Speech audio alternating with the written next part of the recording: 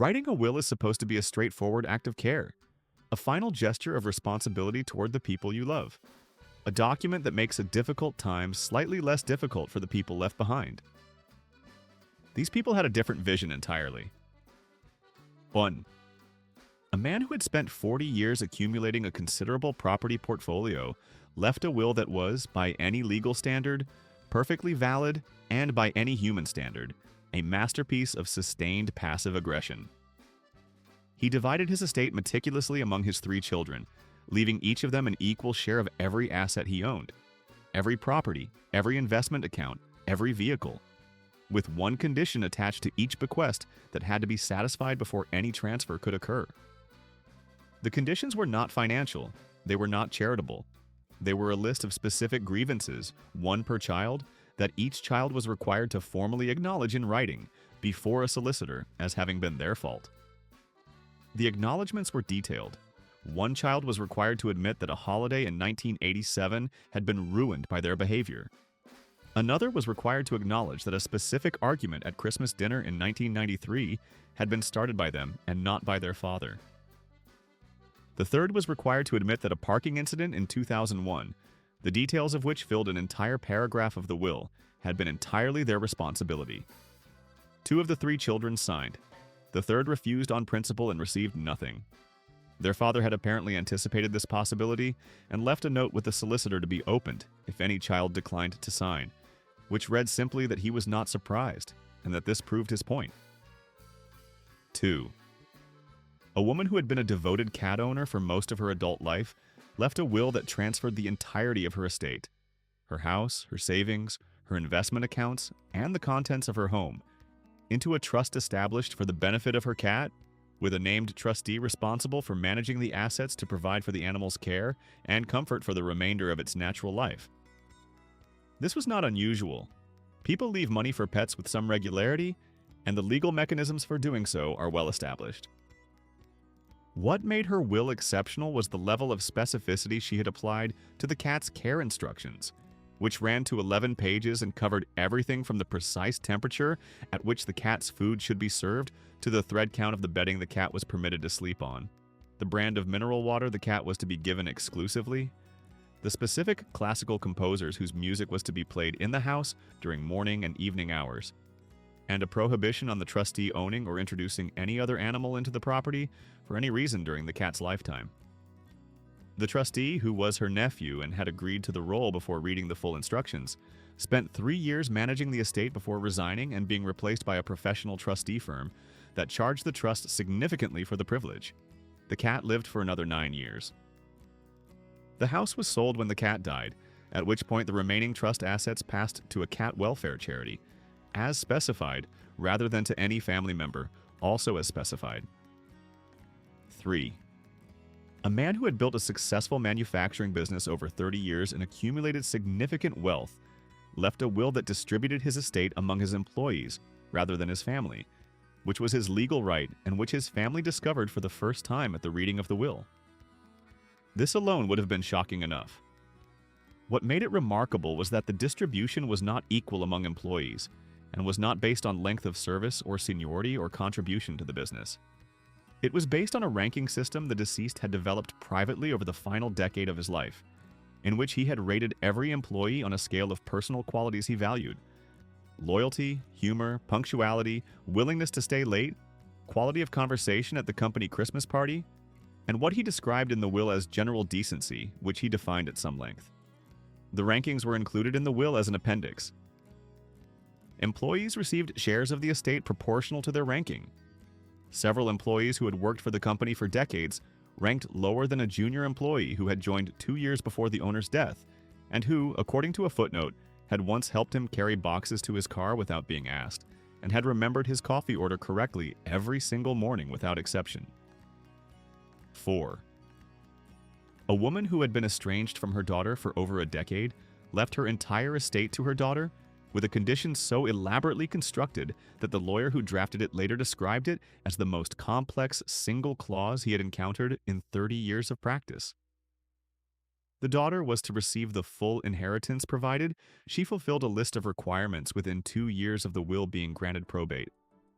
The requirements included learning to play a specific piece of music on the piano to a standard judged acceptable by a named music teacher, completing a particular long-distance walking route in its entirety, and providing photographic evidence of each checkpoint, reading a list of 12 books selected by the deceased, and submitting written responses to questions about each one to be assessed by a named academic, and spending 1 week per year for 5 years, volunteering at a specific organization that the deceased had supported.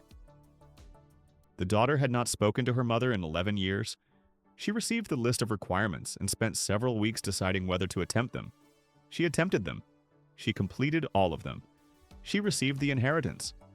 She later said in an interview that completing the requirements had taken 2 years of her life and had cost her a relationship and a promotion at work, and that she still didn't know whether her mother had intended it as punishment, reconciliation, or both, because the will contained no explanation whatsoever. 5. A man who had been a keen amateur historian left a will that bequeathed his house and its entire contents to his local historical society, with a condition that the society was required to maintain the house exactly as it was at the time of his death, and open it to the public as a museum of domestic life in the late 20th century. The Historical Society, which was a small volunteer-run organization with an annual budget sufficient to produce a quarterly newsletter and maintain a modest archive, accepted the bequest without fully appreciating what maintaining a house as a public museum would involve in terms of insurance, conservation, staffing, public liability, and building maintenance. The house opened as a museum 6 months after the bequest was accepted. It received 17 visitors in its first year.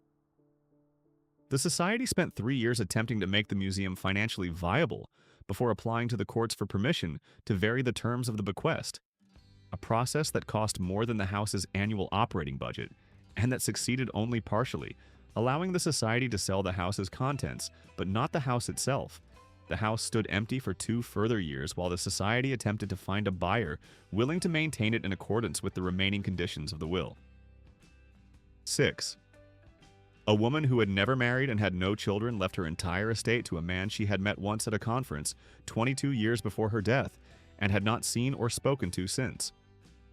The man, who was located after some effort by the solicitor handling the estate, had no memory of the meeting she had apparently considered significant enough to remember for over 2 decades and reference in her final legal document.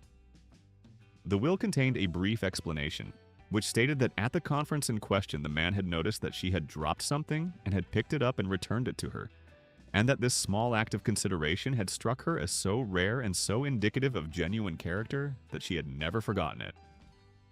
The man received an estate worth considerably more than he had expected to receive from any source that day. He told the solicitor he was grateful and that he genuinely couldn't remember the incident, but that he hoped he would have done the same thing again. The deceased's extended family, who had expected to inherit and who had maintained contact with her throughout her life, received nothing and contested the will on grounds that were legally insufficient. 7. A man who had spent most of his adult life in dispute with his neighbor over a boundary line that ran between their 2 properties left a will that addressed the dispute with a comprehensiveness that suggested he had been planning it for years. He left his property to his son with a schedule of instructions that ran to 8 pages and covered every aspect of the ongoing boundary dispute in exhaustive detail, including the history of every previous disagreement, a chronological record of every incident he considered relevant going back 31 years, his assessment of the legal merits of each party's position, and his instructions for how the dispute was to be pursued and under no circumstances settled. The will specified that the son was not permitted to reach any agreement with the neighbor or the neighbor's successors regarding the boundary without first obtaining the written opinion of at least 2 specialist land lawyers, and that any settlement that conceded any part of the position his father had maintained was to be avoided regardless of cost. The neighbor who attended the funeral was reportedly unaware of the will's contents until the son's lawyer made contact 3 weeks later to confirm that the dispute would be continuing. 8. A woman who had worked as a school teacher for 35 years left her estate to her former students, specifically to those students she had taught during her first year of teaching, who were, she noted in the will, now in their 50s, and who she hoped had done well for themselves. The estate was to be divided equally among any of those students who came forward within 18 months of the will being granted probate, could prove they had been in her class during that year and could answer correctly a question about the specific lesson she considered most important from that year, which was sealed in an envelope held by her solicitor. The solicitor published notices in local newspapers. 11 former students came forward. They were assembled in the solicitor's office, the envelope was opened, and the question was read aloud. 7 answered correctly. The 4 who answered incorrectly received nothing and were not told what the correct answer had been. The 7 who answered correctly received equal shares of an estate that was modest but meaningful. The solicitor, who had been handling wills for 28 years, said it was the only will reading he had attended that felt like a classroom. 9. A man who had accumulated a significant art collection over his lifetime left the collection to a national museum with a condition that every piece in the collection had to be displayed permanently and simultaneously, meaning that none of the pieces could be in storage at any time and none could be loaned to other institutions.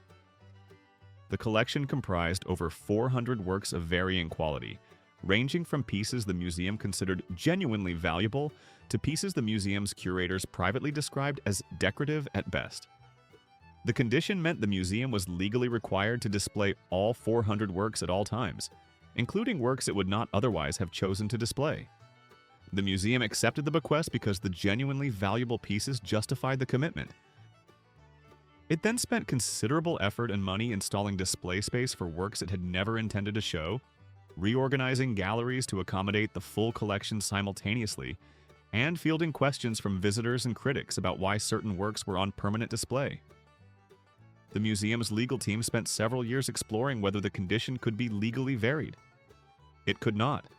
The collection remained on permanent simultaneous display for over a decade before a revised agreement with the estate's trustees was eventually reached. 10. A woman who had strong opinions about how her house should be maintained after her death left her property to her grandson with a list of prohibited modifications that was so comprehensive it essentially prevented him from living in the house comfortably.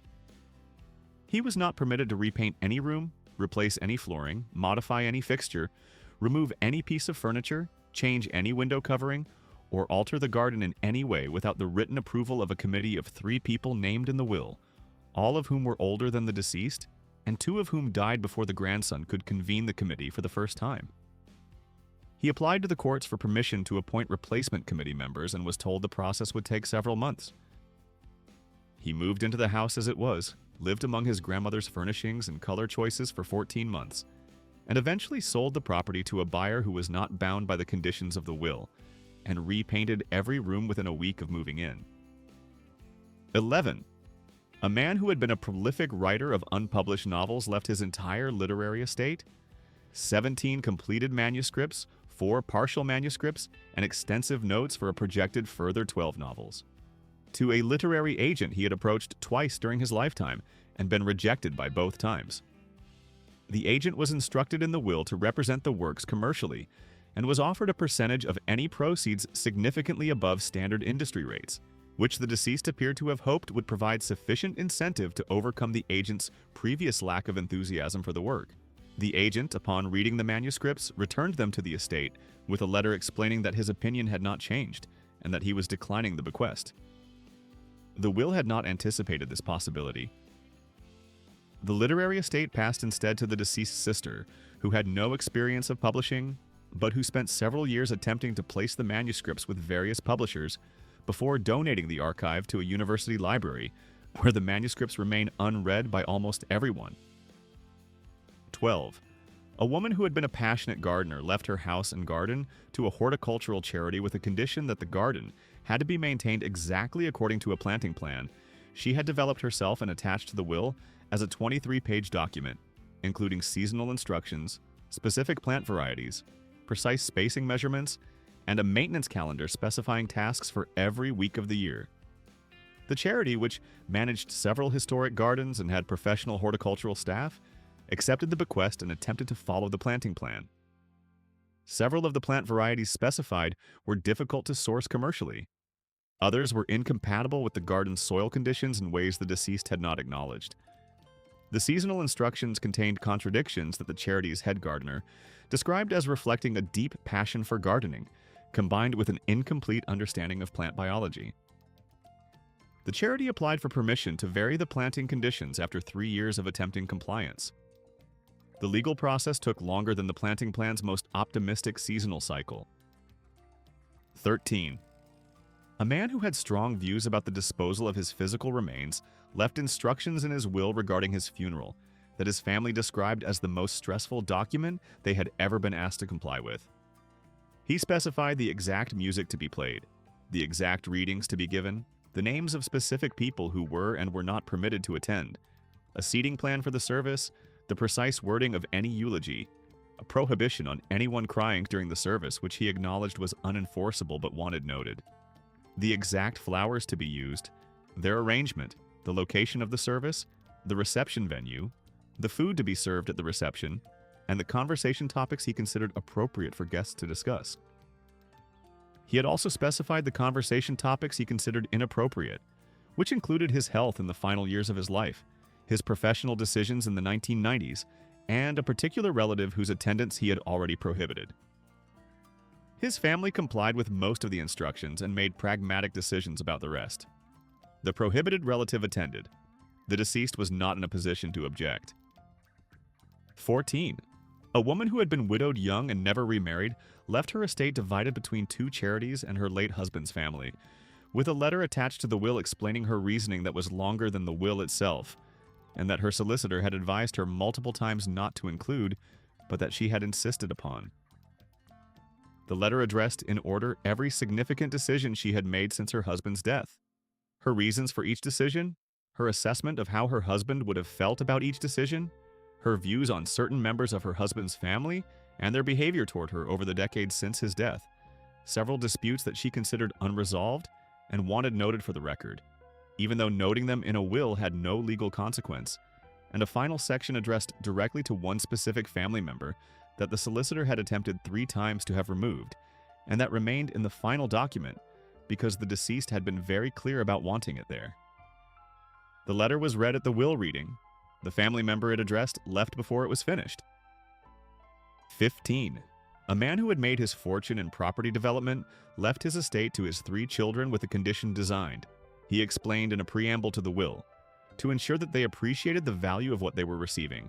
Each child was required, before receiving their share of the estate, to spend 1 month living in one of his first properties, a small, sparsely furnished flat in a building he had purchased at the beginning of his career that he had never sold and had maintained in approximately the condition it had been in when he bought it as a deliberate reminder of where he had started. The children, who had grown up in a large house and had never experienced modest accommodation, were required to live in the flat without domestic help, manage their own cleaning and cooking, and keep a daily journal of the experience, which was to be submitted to the will's executor before the inheritance was released. All 3 completed the month. The executor read the journals and confirmed compliance. The journals were sealed and placed with the will. Nobody who read them described their contents publicly, but the executor said the month had clearly been more educational for some of the children than others. 16. A woman who had been a competitive chess player for most of her adult life left her estate to whoever could beat her designated representative, a chess player she had selected and whose details were held by her solicitor, in a game of chess played under tournament conditions within 1 year of the will being granted probate. Any person was eligible to challenge. The challenge had to be formally registered with the solicitor. The game would be played under standard tournament rules and conditions. The result would be final. If no challenger won within the year, the estate would pass to the chess federation she had been a member of. 43 people registered challenges. The representative won 39 games. 3 games were drawn, which under the will's terms counted as a loss for the challenger. 1 challenger won. He was a retired engineer with no connection to the deceased who had read about the will in a newspaper and entered on impulse. He received an estate that represented more money than he had earned in any single decade of his working life. He said afterward that he had prepared for 3 months, that it was the most nerve-wracking game he had ever played, and that he had no idea what he would have done with himself if he had lost. 17. A man who had built a successful retail business left the business to his employees collectively to be run as a cooperative, with one condition that reflected his character precisely and that his employees found both touching and immediately impractical. The The condition was that the business could never be sold. Not to a competitor, not to a large corporation, not to any outside party under any circumstances. The employees could run it, grow it, or let it decline, but they could never sell it. This condition, which the deceased had included to protect the business from being absorbed by the larger retailers he had spent his career competing against, also meant that the employees had no exit strategy, that the business could not be used as collateral for financing, and that any employee who wanted to leave could not realize value from their share of the collective ownership in any conventional way. The cooperative ran the business for 11 years before applying to the courts to have the no-sale condition varied on the grounds that it had become impossible to sustain the business under the constraint. The application was granted. The business was sold the following year to a competitor. The deceased solicitor said he believed the client would have found this outcome disappointing, but probably not surprising. 18. A woman who had strong opinions about her jewelry collection left each piece to a specific named recipient, with instructions about how each piece was to be worn, on what occasions, and with what other items of clothing and jewelry it was considered appropriate to combine it. The instructions covered 47 individual pieces and ran to 19 pages. Several recipients were informed that the piece they had inherited was not to be worn on certain specific occasions, including funerals, weddings, and what the deceased described as any event where the overall effect would be more about the jewel than about the person wearing it.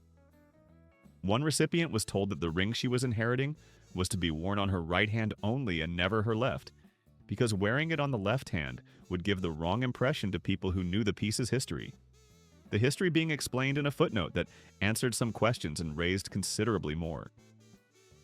Two recipients were told that their pieces should ideally not be worn at the same event as each other's pieces, for reasons the will described as aesthetic, but that anyone familiar with the two women's relationship understood were not primarily aesthetic. 19.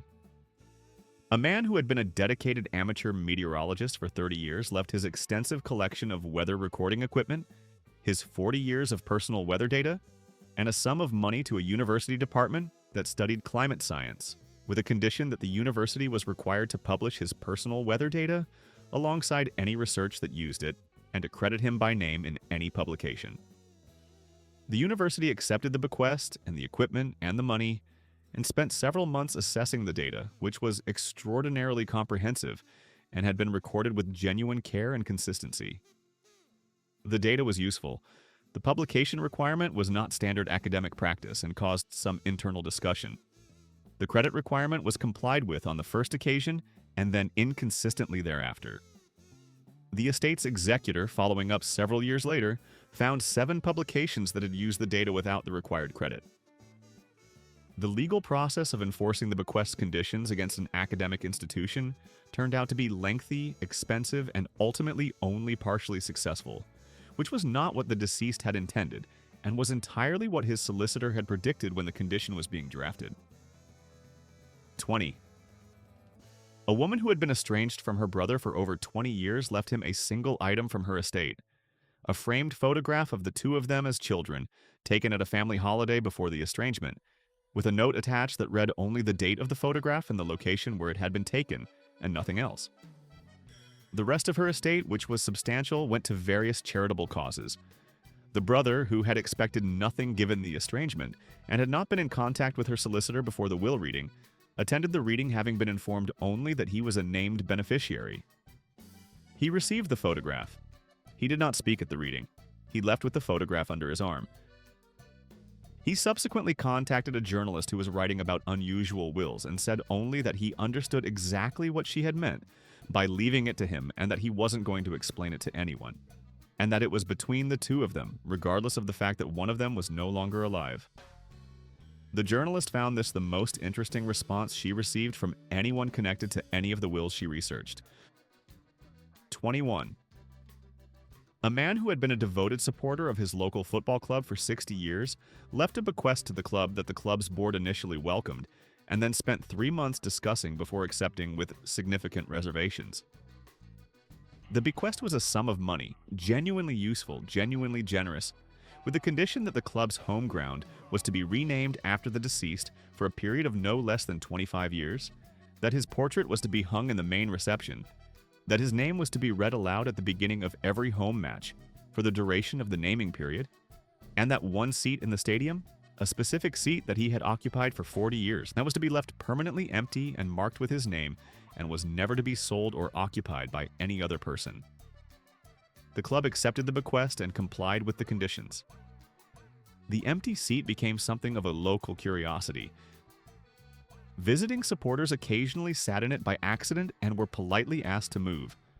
The portrait in reception was commented upon by almost everyone who entered the building. The name was read aloud at every home match for as long as anyone connected with the story was paying attention. 22. A woman who had worked as a librarian for 38 years left her personal book collection, over 4,000 volumes, to various named recipients, with each book matched to a specific person based on a reasoning process that was her own and that she had not shared with anyone while alive. Each bequest was accompanied by a handwritten note explaining why she had chosen that book for that person. Some notes were warm, some were puzzling. Several were unsettling in their accuracy about aspects of the recipient's life that the deceased had apparently observed but never mentioned. One recipient received a book about financial management with a note that suggested the deceased had known about a specific financial difficulty the recipient had been experiencing and had never discussed with anyone. Another received a book whose subject matter reflected a private interest the recipient had never disclosed to the deceased, or, as far as they could determine, to anyone the deceased might have spoken to. The librarian's ability to match books to people, which had been her professional specialty for nearly 4 decades, apparently extended further into her personal observations than anyone had realized. 23. A man who had been a lifelong bachelor left his estate to a foundation he had established during his lifetime to support young people entering the profession he had worked in, with a single additional bequest that caused more discussion than the foundation itself. He left his house, which was large and in a desirable area and worth considerably more than his other assets, to the woman who had cleaned it for the previous 22 years. Not the cleaning company she worked for, not her family. Her personally and specifically, with a note explaining that she had treated his home with more care and respect than anyone else in his life had treated anything of his. That she had never been late, never asked for anything beyond her agreed wage, and had once, during a period when he had been unwell and unable to communicate clearly, noticed something about his condition that she had acted upon in a way that he believed had prevented a serious deterioration of his health. He had never told her that he had noticed. He had told his solicitor, who had included it in the will's explanatory note. The woman read it at the will reading and said nothing for a very long time. 24. A woman who had been a difficult employer to her household staff for many years left a will that attempted to compensate for this with posthumous generosity on a scale that surprised everyone who had worked for her, and that her family, who received considerably less than the staff, found difficult to process. Each member of staff who had worked for her for more than 5 years received a bequest that was, in most cases, larger than their annual salary. Each bequest was accompanied by a personal note, one per person, that acknowledged a specific instance in which she had treated that person poorly, and that offered what the will's preamble described as a recognition that could not be an apology because apologies required the ability to look someone in the eye. Several staff members had not worked for her in years and were tracked down by the solicitor. One had died and their share passed to their family. The family members of the deceased, who received the remainder of the estate after the staff bequests, received an amount that the will noted, in a final clause that the solicitor had been unable to persuade her to remove, reflected what she felt the family had earned through their relationship with her, rather than what she would have given them if her feelings had been different. 25. A man who had been a passionate amateur chef left his recipe collection, handwritten, accumulated over 50 years, filling 14 notebooks, to his daughter with a condition attached that puzzled her until she read the accompanying letter. The condition was that she was not permitted to share, publish, reproduce, or allow any other person to read any recipe in the notebooks for a period of 5 years from the date of the will being granted probate. The letter explained that the recipes represented 50 years of his private creative life, that he had kept them private while alive because cooking them for people had always been more important to him than explaining how it was done, and that he wanted her to cook from them exclusively and privately for 5 years before deciding what to do with them. He wanted at least 5 years of the recipes being used, rather than read. The daughter complied. She cooked from the notebooks throughout the 5 years and at the end of the period donated them to a culinary archive, as she suspected her father had anticipated she would, with a condition of her own attached, that the notebooks could be studied but not published in full during her lifetime. 26. A woman who had been involved in a long-running dispute with her local council over planning decisions affecting her property left a bequest to a legal fund specifically established to challenge council planning decisions, with a document attached to the will containing 37 years of correspondence, notes, and records relating to her specific dispute, all of which she wanted the fund to use in whatever way it saw fit. The council, which was notified of the bequest as part of the estate administration process, responded through its legal department. The fund accepted the bequest and the documents and spent several months reviewing 37 years of planning correspondence. It concluded that several of the deceased's grievances had genuine legal merit and pursued 2 of them on behalf of other affected residents. The outcomes were mixed. The legal fund's director said it was the most thoroughly documented planning dispute she had ever seen, and that the deceased had clearly been preparing for this moment for some time. 27. A man who had accumulated considerable wealth through investment left a will that distributed his estate based on a formula he had developed himself that calculated each beneficiary's share based on what he described as a weighted assessment of their relationship with him, scored across 7 categories he had defined. The categories were frequency of contact, quality of contact, demonstrated interest in his life and opinions, financial responsibility as observed by him, treatment of people he considered vulnerable, reliability across significant events, and what the will described as alignment with values he had spent his life attempting to demonstrate. Each beneficiary was given a score in each category, and a weighting was applied to produce a final percentage. The scores and calculations were included as an appendix. Most beneficiaries spent time studying the appendix before they said anything. Several were surprised by their scores in specific categories. One beneficiary, who had expected to receive a significant share and received 2.3%, spent a long time looking at their score for frequency of contact before their lawyer gently suggested they move on. 28. A woman who had been a devoted dog owner left her house, its contents, and a substantial sum to her housekeeper of 15 years. Not for the housekeeper personally, but in trust to care for her 3 dogs. This arrangement was not unusual. What was unusual was the level of instruction she had left regarding the dog's daily routine, which the housekeeper was legally required to follow as a condition of the trust. The routine was detailed to a degree that suggested its author had given it considerably more thought than she had given to most of the other decisions documented in the will. It specified waking times, walking routes, walking durations, rest periods, meal times, meal preparation, acceptable treats and prohibited treats, veterinary preferences, grooming schedules, sleeping arrangements, the television programs the dogs were accustomed to watching in the evenings and that she felt they derived comfort from, the specific blankets each dog preferred, and a requirement that the housekeeper speak to each dog individually for at least 15 minutes per day about topics the housekeeper considered interesting because she believed strongly that dogs benefited from genuine conversation rather than baby talk. The housekeeper, who had worked for the woman for 15 years and had a deep affection for the dogs, followed the instructions without significant complaint for the 7 remaining years of the last dog's life. 29.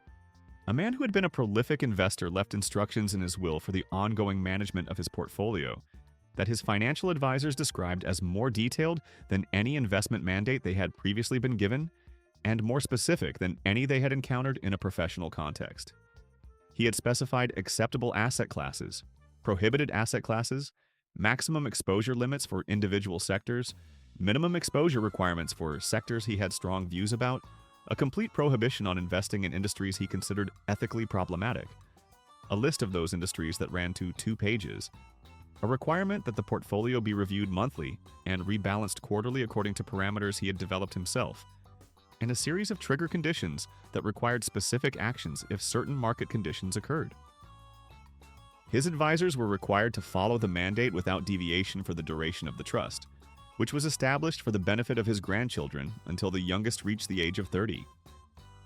The mandate reflected views the deceased had developed over 50 years of investing, and that had served him well during his lifetime, and that his advisors spent the first 3 years of the trust periodically wishing they could discuss with him because market conditions had developed in ways his mandate had not fully anticipated.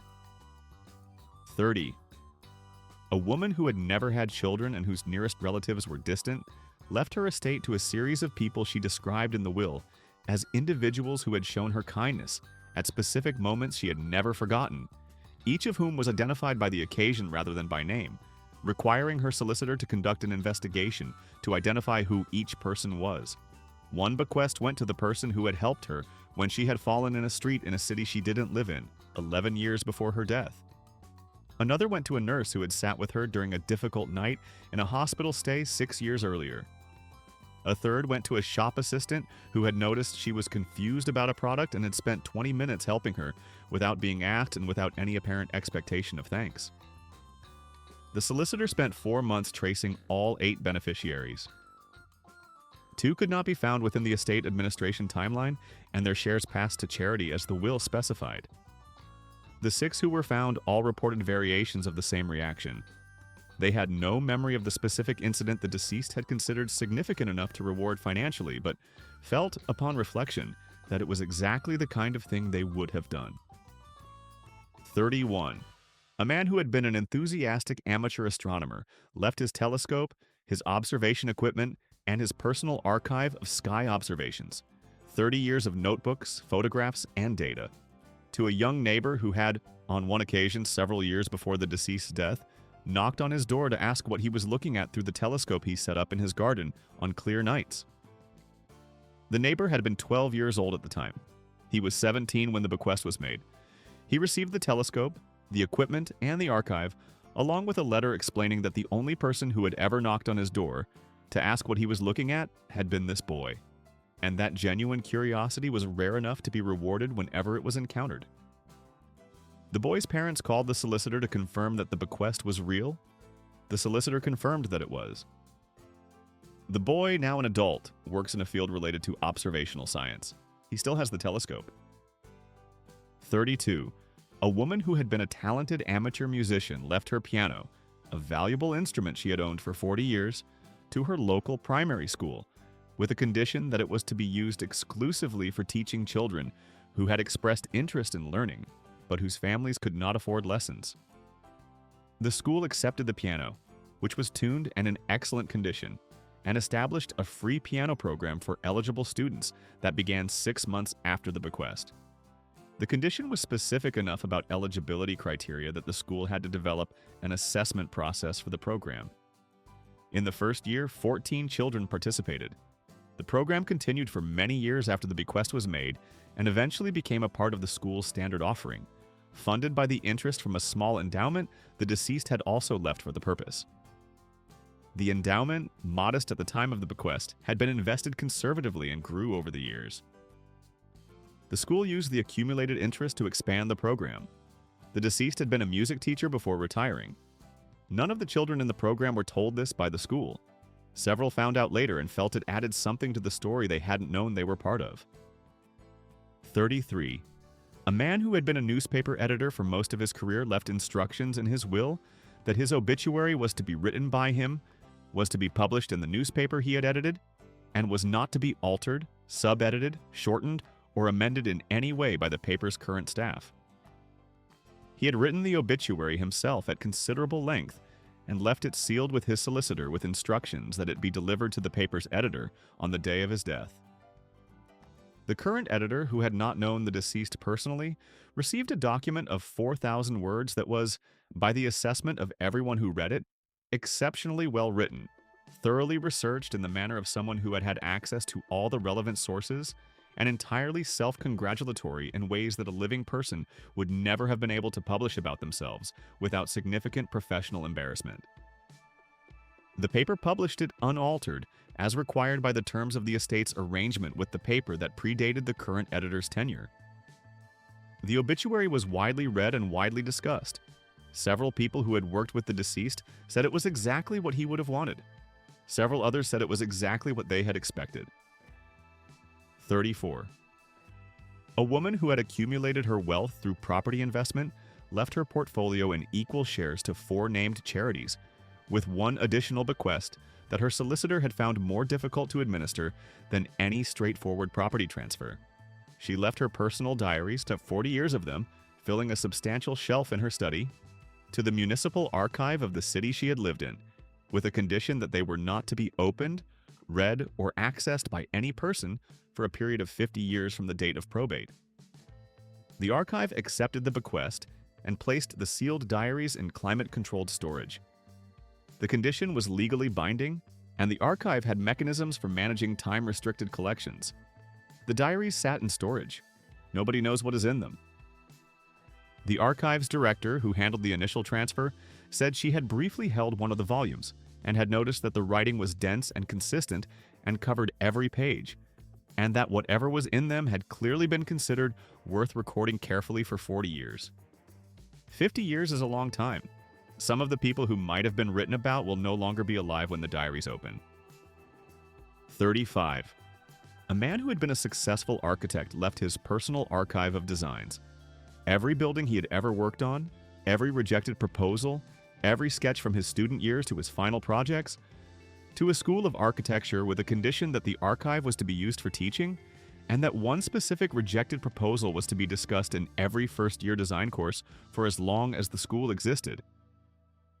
The proposal in question was one he had submitted early in his career for a public building that had been rejected by the client in favor of a design the deceased considered inferior, and that had been built and stood for decades. He had included in the will a 12-page document explaining exactly why his rejected proposal was superior to the one that had been built, and this document was also to be distributed to every first-year student as part of their introduction to the profession. The school complied.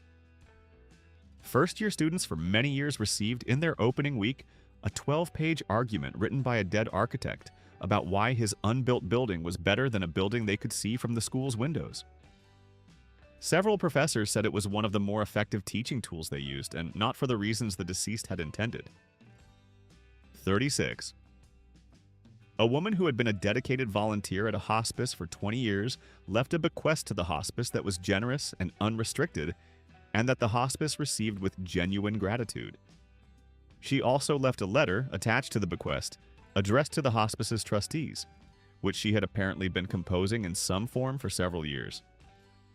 The letter ran to 6 pages and contained her assessment of every significant decision the hospice's management had made during her 20 years of volunteering, her view of which decisions had been correct and which had been wrong, her opinions about the allocation of resources, her observations about the treatment of volunteers compared with paid staff, and several specific suggestions for how the organization could improve that she had apparently been waiting until she had nothing to lose by making them. The trustees read the letter at their next board meeting. The director, who had known the deceased for many years, said it was the most comprehensive volunteer feedback she had ever received, and that approximately half of it was immediately actionable. 37. A man who had been a farmer for his entire working life left his farm to his youngest son with a condition that honored the way he had received it himself.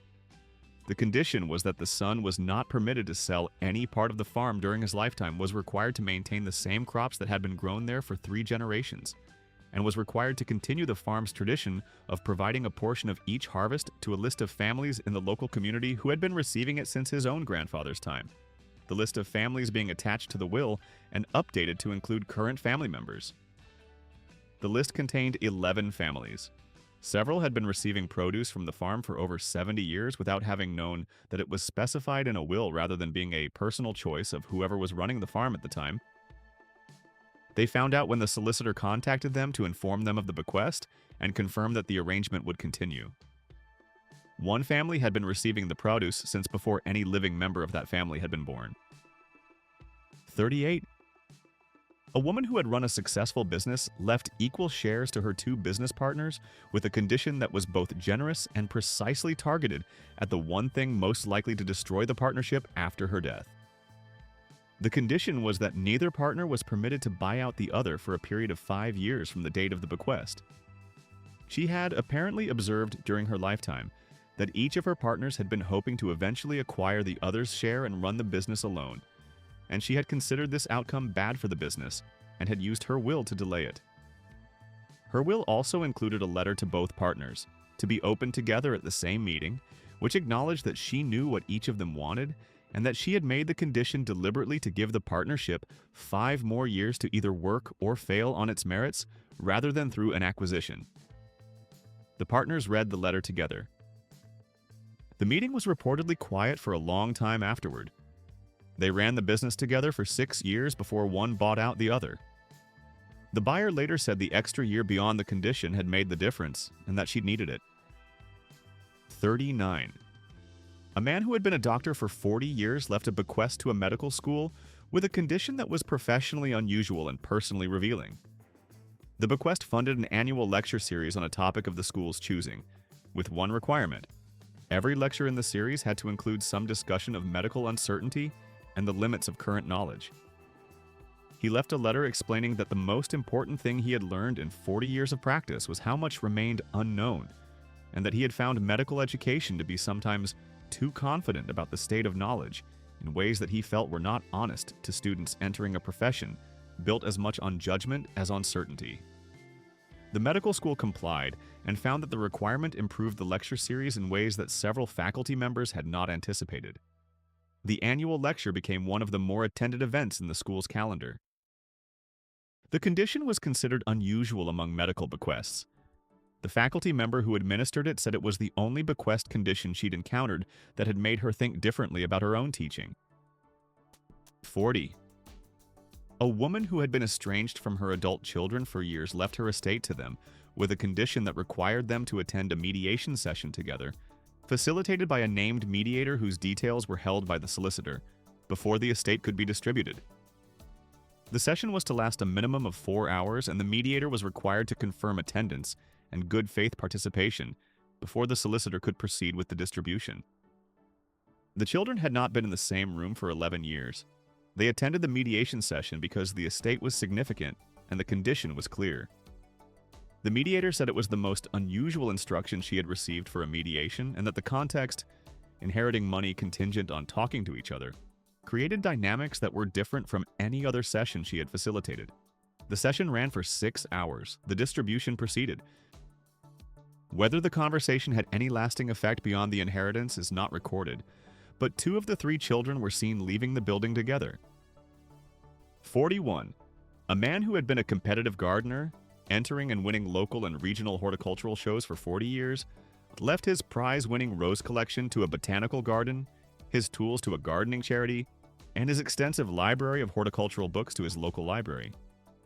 He also left a sealed envelope to his main gardening rival, a man he had competed against at shows for 35 years and whose name appeared nowhere else in the will. The envelope was delivered by the solicitor and contained a single card. The card described the technique he had used to achieve the soil preparation results that had won him the regional championship 4 years in a row, a technique his rival had been trying to replicate unsuccessfully for a decade and had asked him about on multiple occasions and been given cheerful but unhelpful answers. The rival, who received this information when it was no longer competitively useful to him, reportedly read it 3 times before putting it carefully in his desk drawer. He did not say what he thought about it. His wife said he laughed for a long time and then was quiet for a long time and then laughed again. 42. A woman who had worked in finance for 30 years and accumulated significant wealth left a will whose principal bequest contained a clause that her lawyer had drafted reluctantly and advised against repeatedly, but that she had been entirely clear about wanting. She left her estate to her children with the condition that none of them could access their share until they had each spent 1 year working in a paid role that involved direct physical labor in any field at standard market wages without using their family connections to obtain the position. They were required to prove employment with pay slips and a letter from their employer confirming the role involved physical work, and the executor was given discretion to assess compliance. Her 3 children were all professionals in well-paid office careers. All 3 complied with the condition. The youngest worked in a warehouse. The middle child worked in a kitchen. The eldest worked in grounds maintenance at a facility she declined to name. All 3 subsequently said the condition had been the most effective thing their mother had ever done for them. The eldest said this took her some time to accept. 43. A man who had been a devoted chess player, amateur historian, and occasional poet left a will whose distribution of his estate was presented entirely in verse. A decision his solicitor had confirmed was legally valid provided the meaning was unambiguous, which, after several careful readings of the document, the solicitor confirmed it was, mostly. The bequests were described in rhyming couplets. The conditions attached to each bequest were explained in verse that was metrically consistent, if not always particularly elegant. His book collection went to his local library in a stanza that was, by general agreement, the best written section of the document. The conditions attached to his financial bequests were in a section that required close reading to ensure the rhyme scheme had not obscured the legal intent. His solicitor, in her notes on the case, described the document as the most unusual she had been asked to execute and the most time-consuming to parse precisely, and said that whatever else might be said about it, the deceased had clearly enjoyed writing it considerably more than most people enjoyed writing their wills. 44. A woman who had accumulated a collection of over 800 clocks during her lifetime left each one to a named recipient with a note explaining why she had chosen that clock for that person. The notes were not sentimental. They were precise.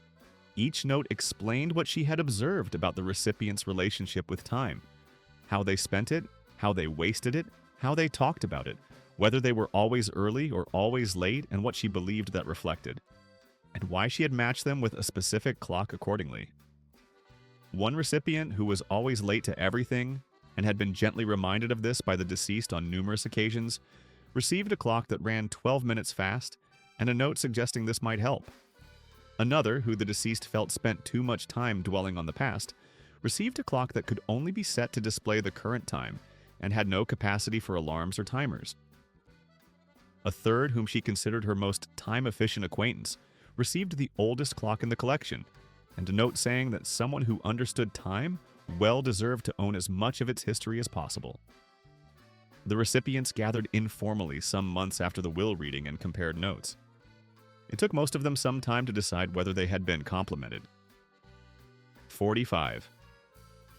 And finally, there is the will of a man who had spent 81 years being known by everyone who encountered him as someone who rarely said what he actually thought, who was polite to the point of invisibility, who never argued, never raised his voice, never expressed a strong opinion on anything, and who was described at his funeral by his oldest friend as the most agreeable person he had ever known, and by his wife privately as someone who had a great deal more going on than he ever let on. His will, which his family read expecting the kind of quiet, orderly document that matched the man they thought they knew, was 47 pages long. It contained his actual opinion of every significant decision made by every member of his family during his lifetime, expressed with a clarity and precision that suggested decades of careful composition. It contained his honest assessment of his own mistakes, which were cataloged with the same lack of sentimentality as everyone else's. It contained his real view of every house he had lived in, every job he had worked, every friendship he had maintained, every social occasion he had attended while appearing to enjoy himself. It contained, in a final section addressed to his wife of 53 years, a description of what their life together had meant to him that was so specific, so detailed, and so entirely at odds with the emotional reticence he had maintained in person for half a century that she read it 4 times before the reading was finished and said nothing for the rest of the day. His oldest friend, who received a section of the document addressed to him personally, said afterward that he felt he had finally met the man he'd been friends with for 60 years. He said this in the way you say something when you're not sure whether to laugh or cry, and end up doing both. Every single one of these wills has one thing in common. Not the money, not the property, not the legal complexity. What they share is the fact that for each of these people, the will was the moment they finally said what they actually meant. Without interruption, without consequence, without having to watch anyone's face while they said it. A will is the last word. Most people use it to divide assets. Some people use it to settle scores. A few use it to say the things they never found the right moment to say while they were alive.